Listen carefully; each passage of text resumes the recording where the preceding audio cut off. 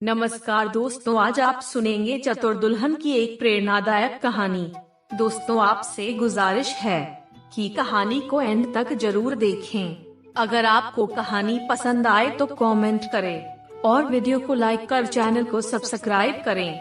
आइए कहानी शुरू करते हैं। सर्वोदय एक्सप्रेस पूरी गति से गुजरात की ओर दौड़ी चली जा रही थी। खिड़की के किनारे बैठी नई दुल्हन जयश्री बाहर देखती हुई विचारों में खोई थी। दिल्ली में पली और पढ़ी जयश्री सोच रही थी, न जाने कैसा होगा अहमदाबाद, न जाने कैसे होंगे वहाँ के व्यक्ति। अब तो उसे वहाँ ही बसना है। वह अपने नए परिवार के विषय में भी सोच रही थी। बीच बीच में वह बारातियों पर भी दृष्टि डाल लेती। दूल्हे सहित कुल 5 व्यक्ति ही तो आए थे विवाह में। सभी आरंभ से बैठे गपशप कर रहे थे। पास वाली सीट के एक युवक और एक युवती भी उनके पास बैठकर बातों में लीन थे।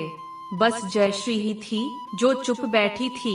कभी कभी पास बैठे दूल्हे राजा से ही एक आध वाक्य बोल लेती थी। वह घूंघट नहीं किए थी, दुल्हन की लाज और संकोच का घूंघट तो था ही। जयश्री ध्यान से सभी की बातें सुन रही थी। उसने पाया कि युवक युवती उसके परिवार से जल्दी ही बहुत घुल मिल गए हैं। वे बता रहे थे कि उन्हें भी अहमदाबाद ही जाना है। वे वहीं रहते हैं, वहाँ उनकी कपड़े की मिल है। देखने में भी सौम्य और संपन्न लग रहे हैं। रास्ते में सभी खाते पीते चल रहे थे। कभी चिवड़ा, कभी श्रीखंड तो कभी खमन ढोकला। गुजराती खाने पीने का ढेर सारा सामान रखा था। युवक युवती भी पास बैठे थे, सभी से घुल मिल गए थे। अतएव सब अपने साथ साथ उन्हें भी खिला रहे थे। वे न भी कर रहे थे, परंतु साथ बैठे थे, परिचित हो चुके थे, इसलिए उन्हें भी खिलाना सामान्य शिष्टाचार था। रास्ता लंबा हो तो प्रायः सहयात्री ऐसा करते ही है। उस युवती ने भी अपना टिफिन खोला और बर्फी निकालकर सबकी प्लेट में रखने लगी। उन लोगों ने बहुत मना किया कि हमारे पास तो बहुत सामान है, पर युवती मानी ही नहीं और बोली, वाह, आप अपना ही खिलाए जा रहे हैं, हमारा भी तो कुछ चख कर देखिए, बहुत स्वादिष्ट काजू बर्फी है। जयश्री सबकी प्लेटों में बर्फी रखती उस सुंदर युवती को देखे जा रही थी। उसने यह भी ध्यान दिया कि युवती ने अपनी और अपने साथी की प्लेट को छोड़ दिया था। जयश्री के मन में तुरंत विचार आया, ये स्वयं क्यों नहीं ले रहे हैं। जयश्री ने उससे कहा, आप भी तो लीजिए न, आप लोगों ने इतना खिला दिया कि सचमुच चूरन खाना पड़ेगा। लीजिए आप लोग और लीजिए। बर्फी का डिब्बा आगे बढ़ाते हुए वह कहने लगी, नहीं, हम लोग भी बहुत खा चुके हैं। जयश्री के ससुर कहने लगे। जयश्री तो वैसे भी बहुत कम खा रही थी।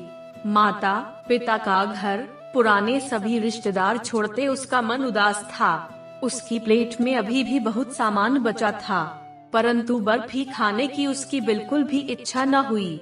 वह सोचने लगी, देखने में कितने ही भले लगते हों, बातचीत में कितने ही अच्छे हों, पर क्या इन अपरिचितों की चीज खाना उचित है।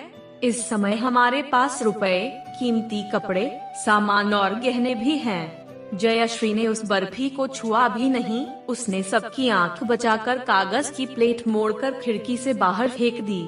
सब बर्फी की तारीफ कर रहे थे तो जयश्री ने भी प्रशंसा कर दी। खाते पीते रात होने लगी। थके हुए तो सब थे ही। सबने अपने अपने बिस्तर लगा लिए। जयश्री को ऊपर वाली शायिका पर भेज दिया गया। सामने ही पति महोदय भी लेट गए। उन्होंने गहनों और रुपयों वाला ब्रीफकेस सिर के नीचे लगा रखा था। जयश्री ने देखा कि 15-20 मिनट में ही उनकी आंखें मुंद गई और खर्राटे लेने लगे। उसने नीचे झांका, सभी सोए हुए पड़े थे, पर थके होते हुए भी जयश्री की आंखों में नींद न थी। हाँ, थकान और भाग दौड़ से उसका सिर अवश्य भारी हो रहा था। वह भी आंखों पर अपनी कोहनी मोड़कर लेट गई। बीच बीच में वह पति को भी निहारती जाती थी। जयश्री ने कुछ सरसराहट सी सुनी तो वह चौंकी।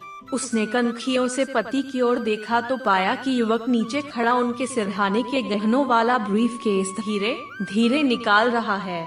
जयश्री ने पल भर में निर्णय लिया और कपड़ों से भरा अपना सूटकेस, जो उसके सिर के नीचे लगा था, खींचकर पूरी शक्ति से युवक के सिर पर पीछे से दे मारा।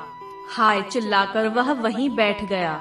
युवती उसे पकड़ने आई, तब तक तो जयश्री झट से कूदकर उसके पास पहुंच चुकी थी। उसने युवती की बाह को पूरी शक्ति से पकड़ लिया और जितना जोर से चिल्ला सकती थी चिल्लाई, चोर चोर, पकड़ो पकड़ो। रात के सन्नाटे को चीरती हुई जयश्री की आवाज डिब्बे में गूंज उठी। पास वाले कई यात्री और गार्ड भी वहां दौड़े चले आए। युवक तो बेहोश पड़ा था। युवती जयश्री से झगड़ रही थी, तू मुझ पर झूठा आरोप लगाती है। गार्ड ने आकर युवती को पकड़ लिया। जयश्री ने पूरी बात विस्तार से बताते हुए कहा, मुझे शक है कि बर्फी में कुछ नशीली चीज मिली हुई है। तब तक स्टेशन भी आ चुका था। पुलिस आई और दोनों को गिरफ्तार कर लिया। डॉक्टर ने दवा सुंघाकर सभी बारातियों को होश दिलाया। वे तो समझ रहे थे कि अहमदाबाद आ गया है, इसलिए उन्हें उठाया जा रहा है। आंख मलते हुए वे उठ बैठे और पुलिस तथा भीड़ को देखकर भौचक्के रह गए। उनकी समझ में कुछ न आ रहा था। कुछ देर बाद जब पूरी बात उनकी समझ में आई तो उन्हें जयश्री पर गर्व होने लगा। इसके बाद पूरी रात उनकी पलकें भी न झपकीं। वे जयश्री की प्रशंसा कर रहे थे, अब हम सब जगे हुए हैं, तुम निश्चिंत होकर सो जाओ, बहुत थकी होगी। जयश्री मन ही मन मुस्कुरा रही थी।